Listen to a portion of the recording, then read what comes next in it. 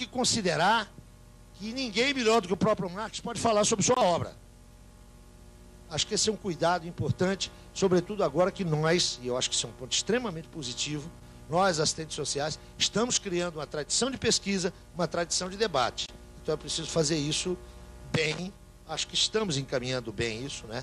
Tem função da nossa ausência de tradição. Hoje, a gente já tem, se não uma tradição, nós já temos acúmulos, e isso é maravilhoso, mas a gente tem que caminhar aí com muito cuidado. Primeira observação, então, é essa aqui, ó. Método de investigação distingue-se formalmente do método de exposição. E é bom a gente ter presente isso para as nossas dissertações, para as nossas teses e para os nossos artigos. Eu tenho um conflito eterno com os meus orientandos de dissertação e de tese.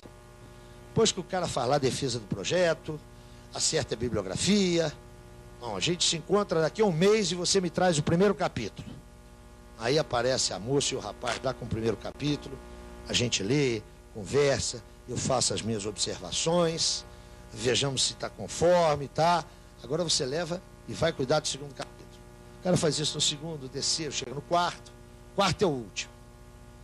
Aí a gente comenta, critica, e ele diz assim, então agora posso digitar? Não, agora você vai escrever sua tese. Mas como, professor? Agora você vai escrever sua tese. O que você me trouxe até agora foi o registro da sua investigação. Tá legal, só que isso aí você está me descrevendo o que você estudou.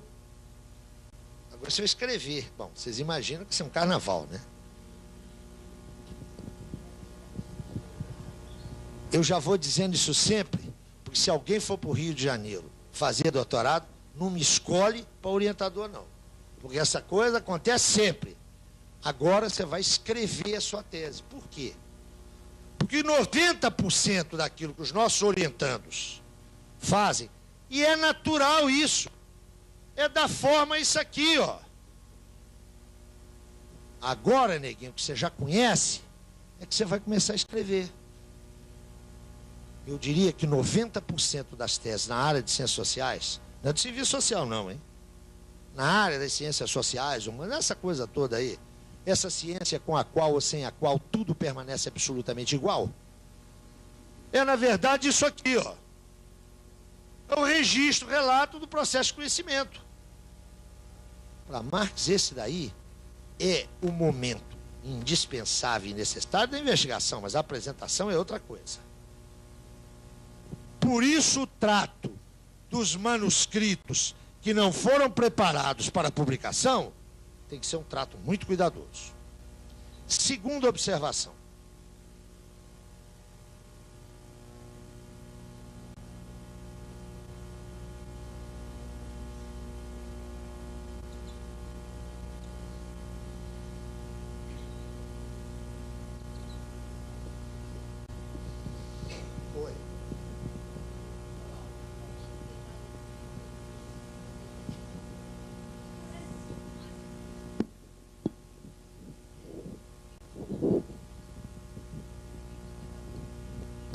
Não sei por que ele não publica.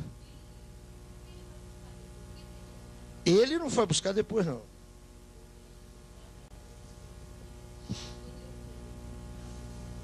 Pois é.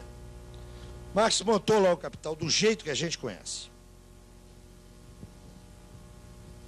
Ele tinha N textos, né, centrados naquilo que hoje é um elemento importante de discussão, trabalho produtivo, trabalho improdutivo, etc. Ele redige um texto que é o capítulo 6 e resolve não publicar. Deixou lá de lado. Nós não temos nenhuma explicação dele por que ele não publicou. Mas nós temos uma observação dele sobre o Capital 1. O Capital 1 é um todo artístico. Está ali na sua economia arquitetônica tal como devia estar.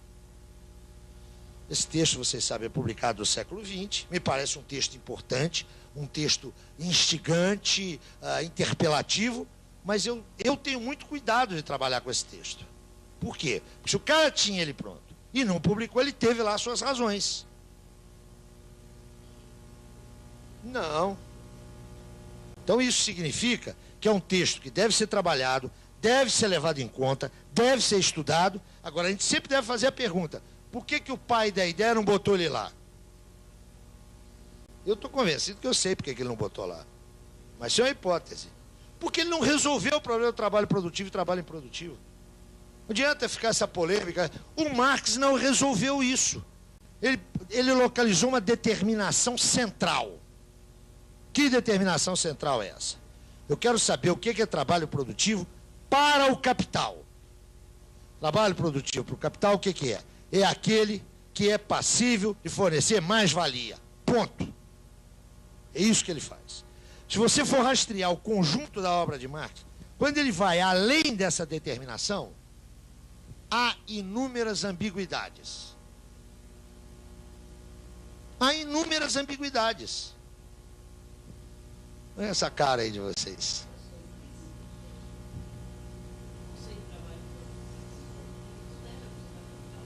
Para ele? Mas é claro. Mas é, escuta, para ele era... Para ele é... Escuta, essa não é uma problemática do Marx, é uma problemática de agora.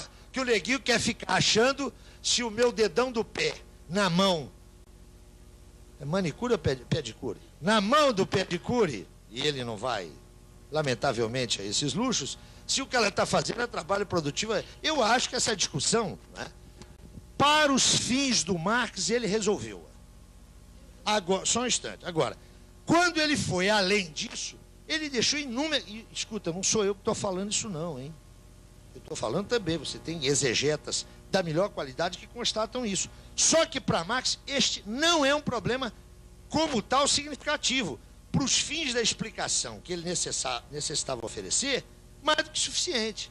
Agora, o que é intelectualidade? Intelectualidade existe para quê? Não é para a gente inventar pólvora. É isso. Deixa eu aproveitar para antecipar aqui. Acho que Ana, de uma maneira elíptica, pôs um problema que eu acho central.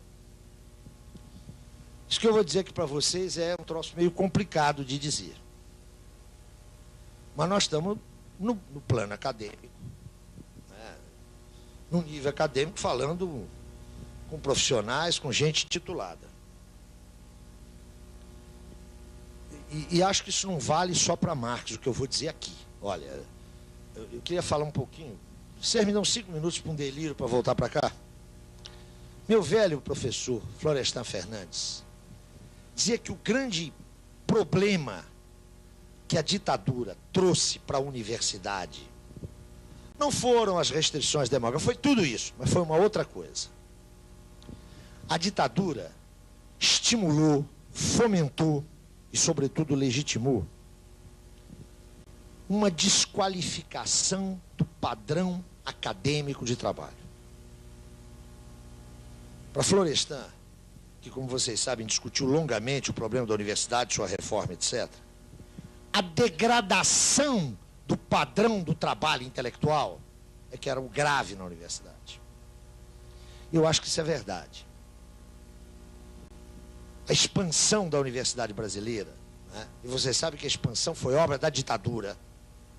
A partir de 68, a reforma universitária foi para conter insatisfação de setores médios urbanos que estavam na rua puxando o movimento estudantil, foi mudar radicalmente a universidade.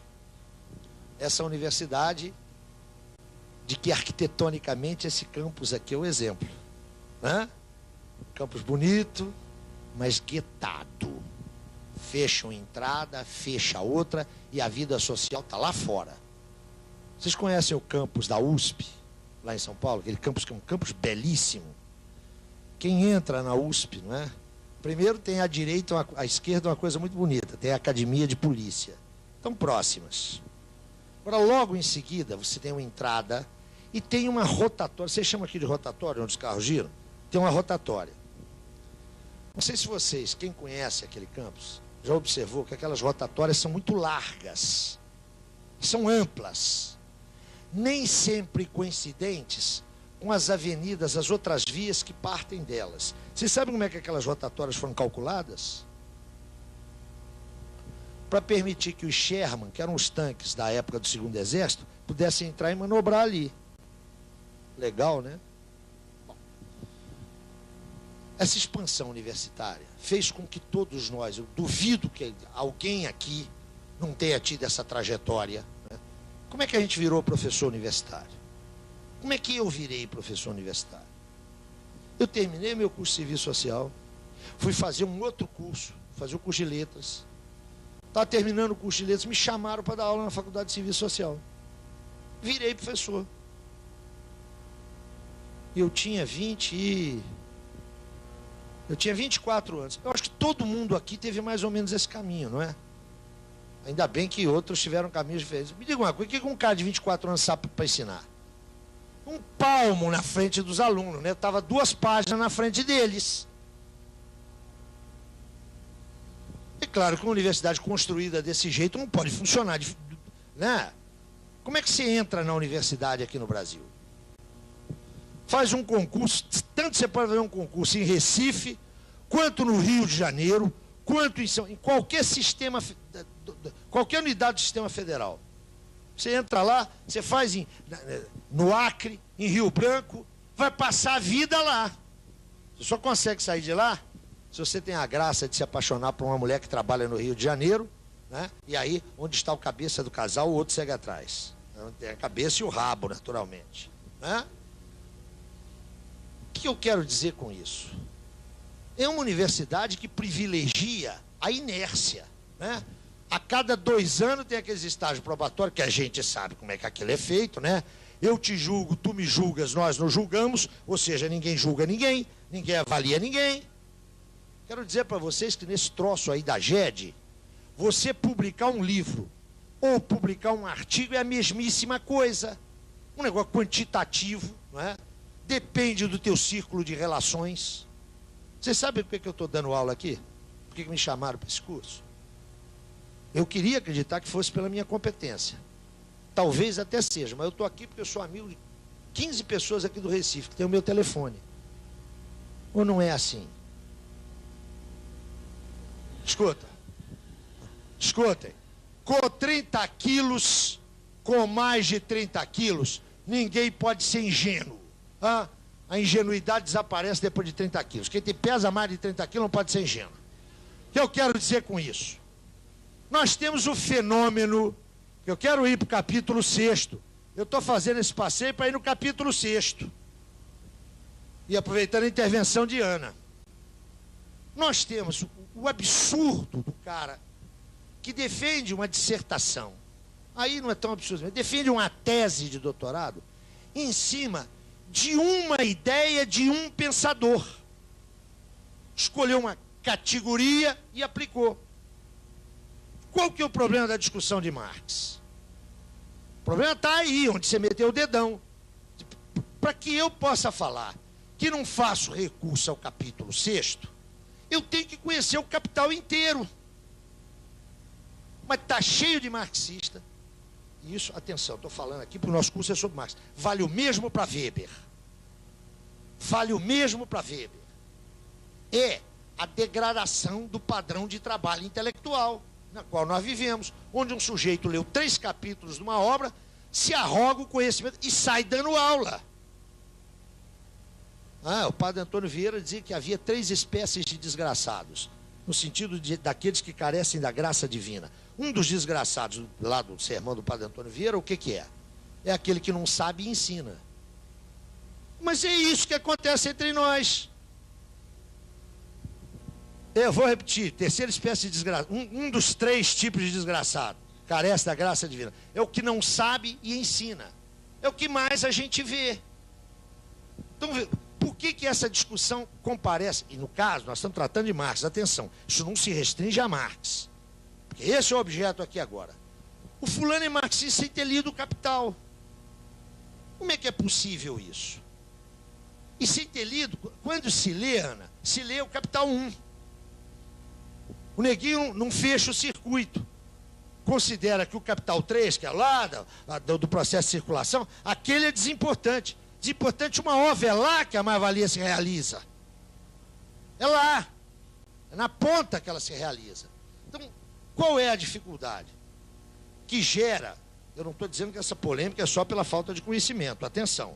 Mas, em geral, você faz recortes e absolutiza as limitações de um recorte. Isso tem a ver com o que eu vou dizer logo em seguida aqui.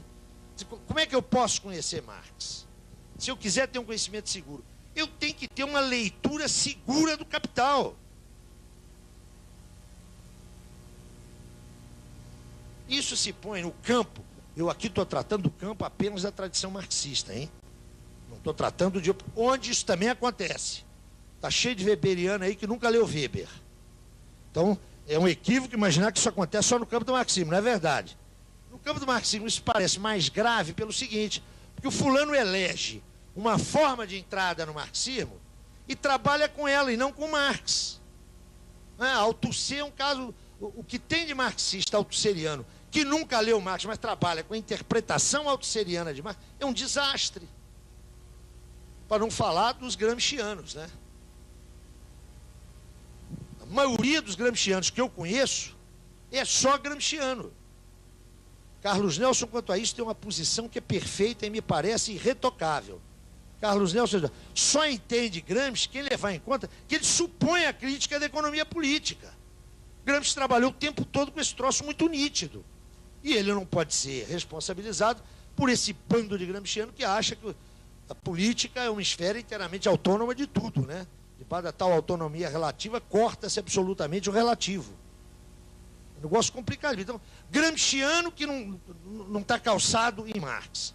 Altusseriano que não está calçado em Marx. Lukácsiano que não está calçado em Marx. É um desastre.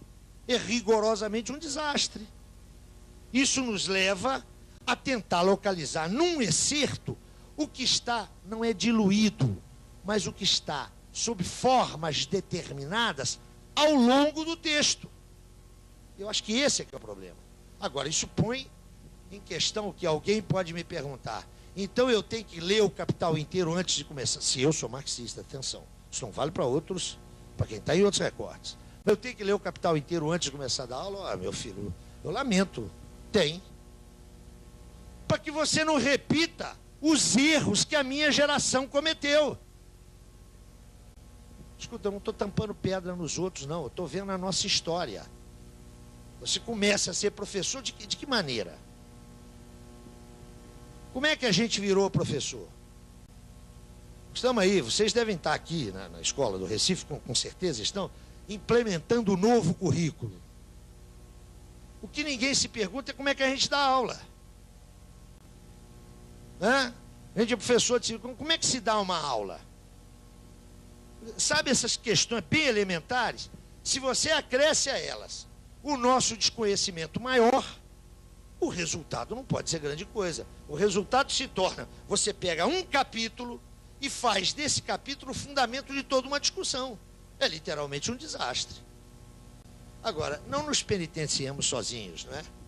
O que tem aí de weberiano que não leu Weber, o que tem aí, e é por isso que é bom ser pós-moderno. É claro, caramba, não tem compromisso nenhum com a tradição cultural. Já que o efêmero aí está, façamos um discurso que não tem compromisso senão com o contrapelo da história, não é isso? Vocês acham que 90% dos nossos pós-modernos tem algo além de uma tintura de alfabetização? Não, né? Não tem. Eu tomei o cuidado num artigo que eu publiquei num livro organizado pelo Sérgio Lessa, que foi mencionado aqui, livro aí que tem a correspondência do Carlos Lessa, do Leandro, sobretudo, com o Lucati. Eu fiz alguns recortes de passagens pós-modernas e procurei pós-modernos sérios. Os caras dizem absurdos tais, que qualquer criança de 7 anos morreria de rir. Isso faz sucesso entre os intelectuais. Como é que a gente explica isso? É essa desqualificação generalizada, não é?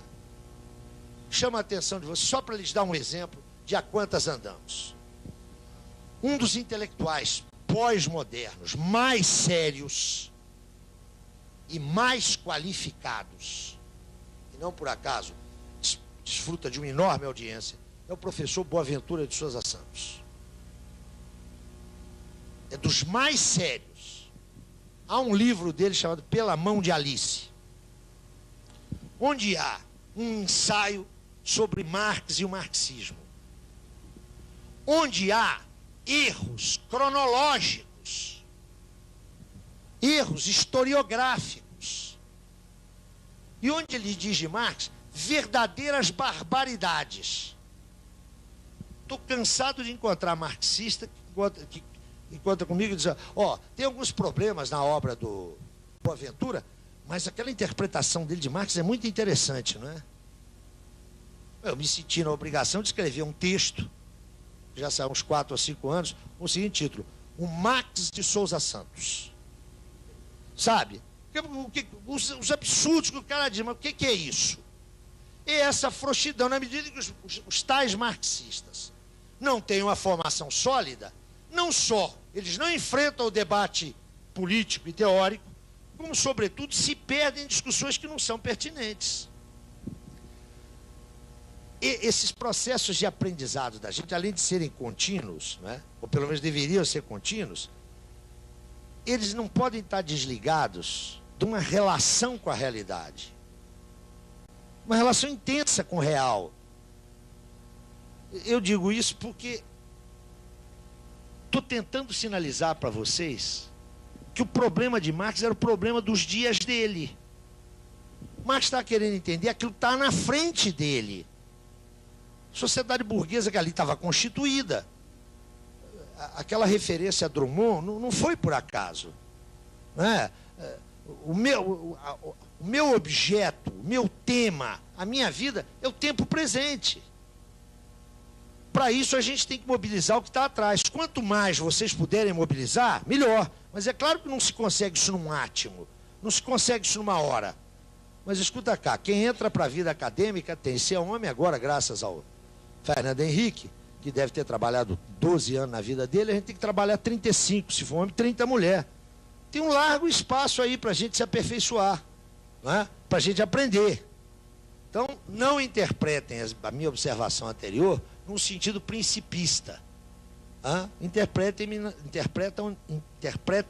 num sentido estratégico, né? Que é o seu curso do semestre que vem tem que ser melhor que o anterior. E a gente sabe também que não é assim, né? Você dá 3, 4 cursos, mas de repente briga com a mulher, o dono da casa te cobra um aluguel mais alto e o teu curso é um desastre. É assim mesmo. A gente, para alguns isso é uma tragédia, para mim isso é uma maravilha. Nós não vivemos no paraíso. Nós não vivemos num lugar, nem agora nem nunca, hein? Onde tem aquele bichinho que trabalha, que se objetiva, quer ser singular. Felizmente, um mundo de problemas. Tem nada organizado. Não tem jeito de resolver esse problema. Tem jeito de reatualizar esse problema. A felicidade é de vez em quando. É uma tarde, uma semana. Não é o ano inteiro. Não dá para vestir de feriado a segunda-feira. A gente pode tentar, mas não dá. Então, não se sintam desestimulados, não. Sobretudo que tudo isso que eu estou falando para vocês se aplica a mim. Eu tenho que chegar, e a semana que vem, como essa semana eu não estudei, eu tenho que botar em dia 450... É claro que eu não vou pôr.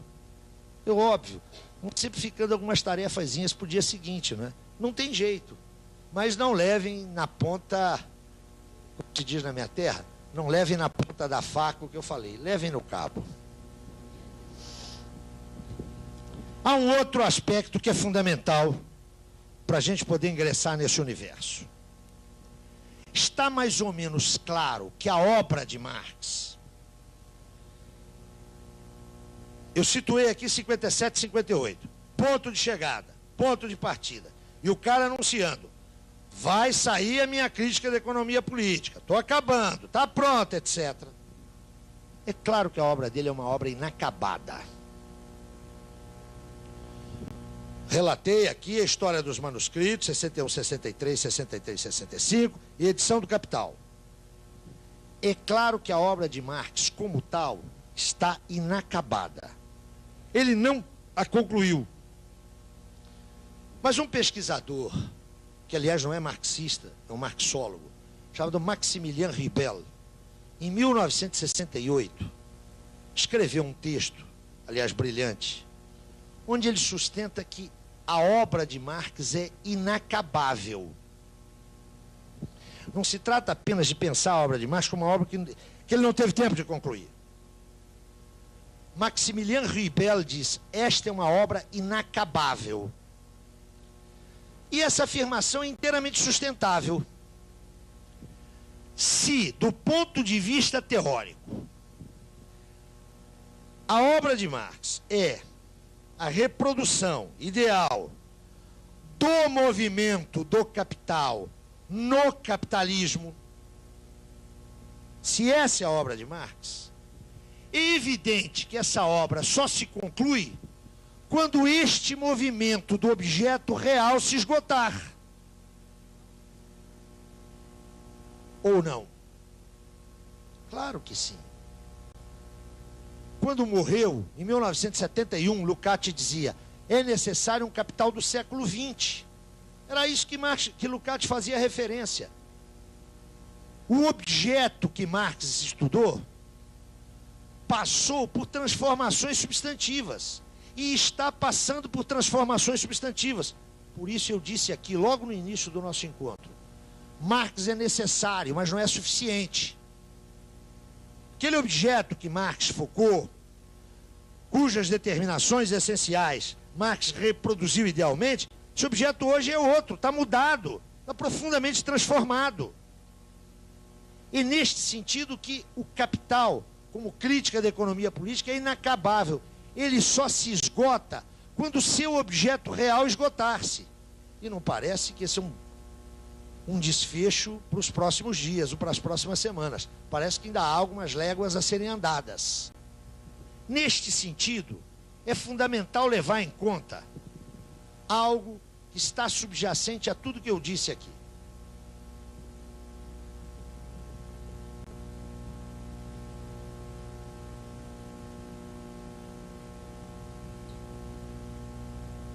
Notem,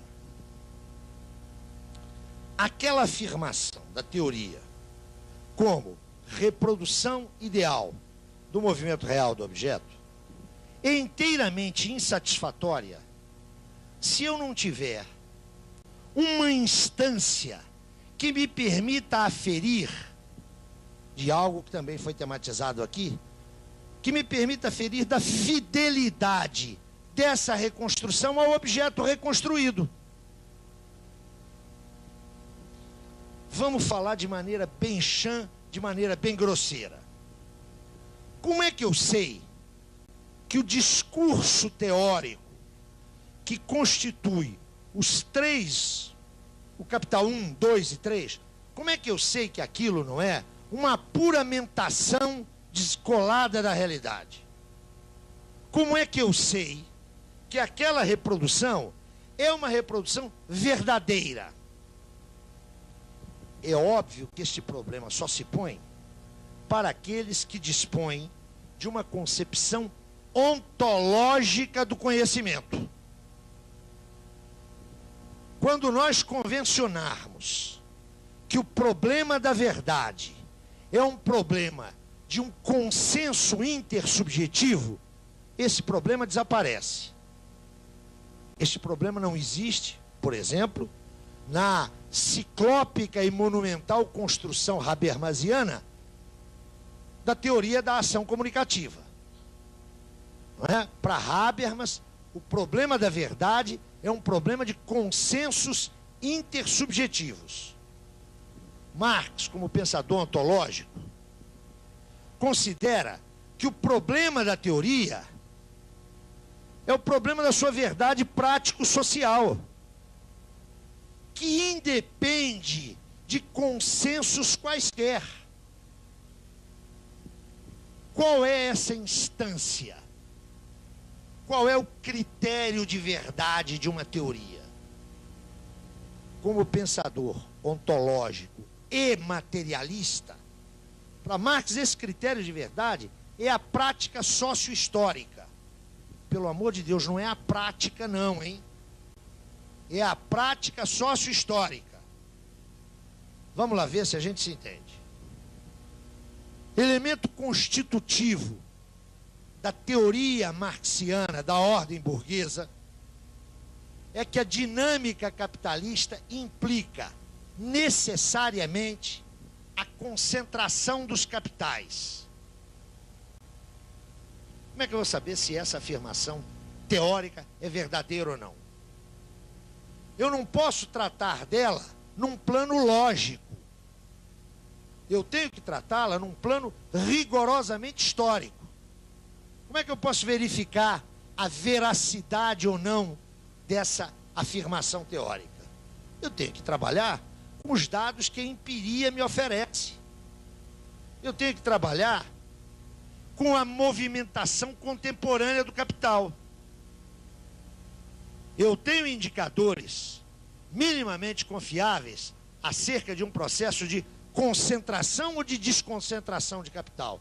É isso que vai me decidir da verdade teórica contida ou não nessas afirmações. Voltemos lá, por favor, ao texto de 1852. Voltemos ao 18 Brumário. A inferência teórica de Marx revela-se verdadeira pelo curso real dos acontecimentos. É lá em 1870 que vai ficar patenteada a veracidade da análise histórica de Marx, da análise teórica de Marx. Neste sentido, toda elaboração teórica, na ótica marxiana, tem que estar confrontada com processos históricos sociais determinados, localizados. E como dizia Lukács, em face da realidade, não se pode afirmar pior para os fatos. Não se pode cancelar a realidade. Isso significa, e é preciso dizê-lo também com todas as letras, que um princípio teórico fundamental é o princípio do revisionismo. Uma concepção teórica que não esteja aberta a revisões, a sua autorrevisão, isso não é teoria, isso é doutrina, quase sempre de natureza teológica. Não tenhamos diante de Marx uma posição talmúdica, fundamentalista. E sabe quem o diz? São os próprios Marx e Engels. A primeira edição do Manifesto do Partido Comunista, que sai em fevereiro de 48, não tinha sequer o nome dos autores. Nós já tematizamos isso aqui. Era um documento político. Só a partir de 1850 é que comparecem o nome dos autores. Pois bem, em 1872, preste atenção nisso, por favor, que eu acho que isso é importantíssimo para a gente poder pensar o conjunto da obra de Marx. Em 1872, ou seja, 25 anos depois da redação do manifesto, ou quase 25 anos depois, corrido um quarto de século, sai uma quinta edição do manifesto, tomando-se por base as edições alemãs. Hein? Vocês sabem que o manifesto sai numa edição em idioma alemão, embora impresso lá em Londres. Preparando o prefácio para esta quinta edição do manifesto, Marx e Engels, em 1872, escrevem o seguinte: estamos dando ao público, pela quinta vez ao público alemão, o documento que redigimos em finais de 1847, princípios de 1848. Estamos apresentando tal como ele foi escrito. Não fizemos nenhuma modificação substantiva nesse texto. Por quê? Porque consideramos que as suas teses fundamentais continuam válidas. Entretanto, e esse é o ponto importante, se tivéssemos que desenvolver algumas considerações novas, teríamos que refazer grande parte desse documento, porque as mudanças ocorrentes neste quarto de século, notem, estão falando de 25 anos, um quarto de século, as mudanças ocorrentes nesse quarto de século foram extremamente importantes para mudar o nosso objeto de intervenção. Meu Deus do céu, se Marx e Engels, escrevendo 25 anos depois, insistem na necessidade de considerar toda uma série de fenômenos novos, qual não deve ser a nossa atitude 150 anos depois? Me parece paradigmática essa observação do manifesto. Dizem eles, os princípios gerais continuam válidos, mas haveria que fazer toda uma série de acertos de detalhe. A preocupação está aqui, ó, porque é preciso distinguir aqui dois elementos.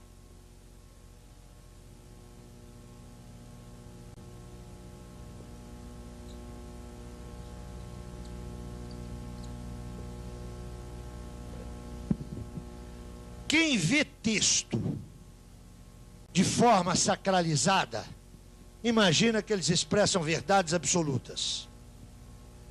Por favor, com esse espírito, leiam a Bíblia, mas não leiam o Capital. Essa é outra instância com a qual eu tenho o máximo respeito. Acho que o direito de ter crenças e fé é algo, para mim, sagrado. Desde, naturalmente, que não se leve a hecatombe, não é?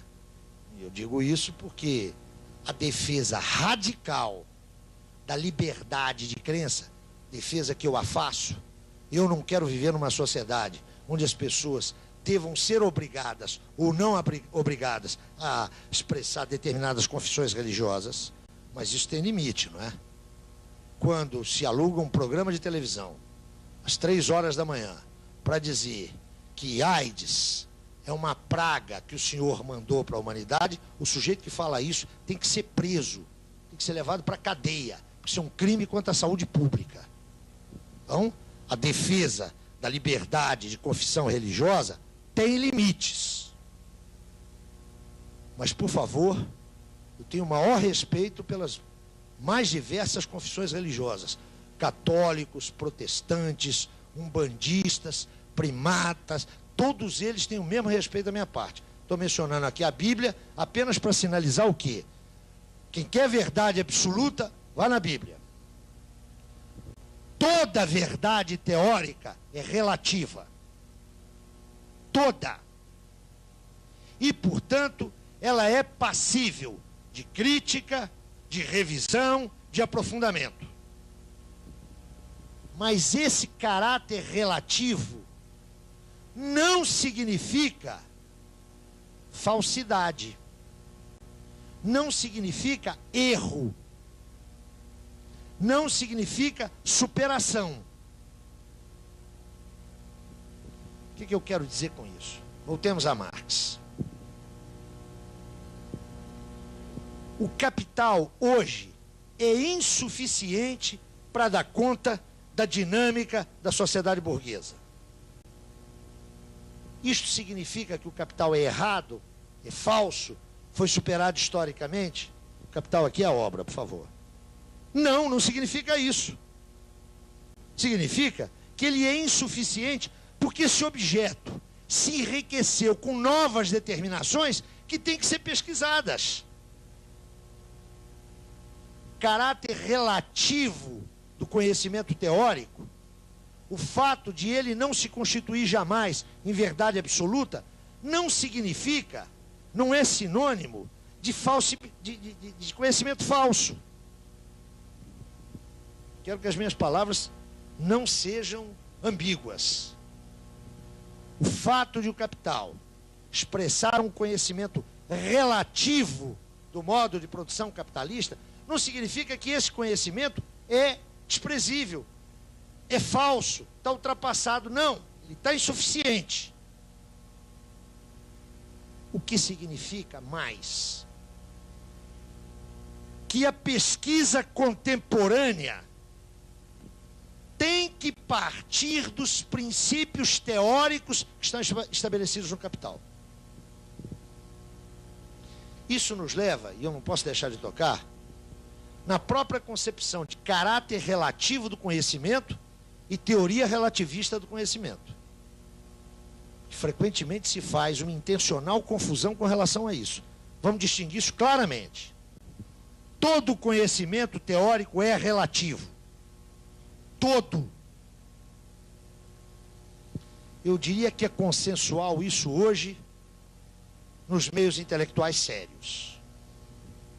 Outra coisa é derivar daí uma teoria relativista do conhecimento, segundo a qual nenhuma concepção teórica dá conta da realidade. E, portanto, todas as concepções teóricas têm os mesmos limites. A concepção relativista do conhecimento acaba por criar uma noite